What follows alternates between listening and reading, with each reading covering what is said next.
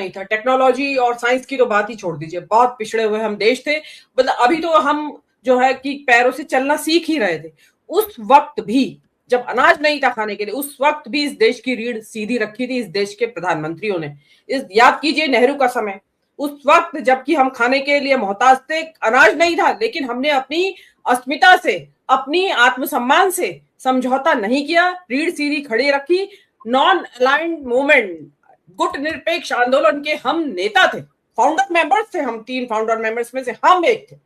तो नेहरू देश को नेतृत्व, दुनिया को नेतृत्व प्रदान कर रहे थे। मतलब 103 टोटल देश लगभग थे गुट निरपेक्ष आंदोलन में। आप अंदाजा लगाइए कि आधी दुनिया का नेतृत्व कर रहे थे। और आज जो ये महामानव जिसको कहा जाता है, विश्व गुरु बने हुए हैं हम, सेल्फ प्रोक्लेम्ड, मतलब किसी ने हमें बताया नहीं है, हम उसके बावजूद विश्व गुरु बने हुए हैं। और इस तरीके से विश्व गुरु बने हुए हैं, हम अमेरिका का उपनिवेश, कॉलोनी बने हुए हैं।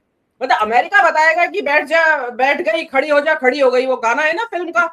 तो ये मतलब ये स्थिति इंडिया की आपने लाके रख दी है कि अमेरिका आपको डिक्टेट करेगा कि आपको कब किससे क्या खरीदना है। अरे भाई, आपकी वजह से देश इतना शर्मसार हो रहा है, आपसे संभल नहीं रही है इस देश की विदेश नीति, इस देश की जो आत्मसम्मान का आप सौदा कर चुके हैं, ऐसा लगता है अब तो, जिस तरीके से वो बेधड़क होके कर रहे हैं। तो मेरा तो एक शेर है, किसी शायर का नाम मुझे याद नहीं, उन्होंने कहा भाई कुर्सी है तुम्हारा, जनाजा तो नहीं, कुछ कर नहीं सकते तो उतर क्यों नहीं जाते। अरे भाई आप उतर जाइए, तुरंत से पेशतर उतर जाइए आप कुर्सी से। ये देश ये बर्दाश्त कैसे करेगा तो ये देश कि हमें अमेरिका बताएगा कि आपको क्या खरीदना है और कब खरीदना है।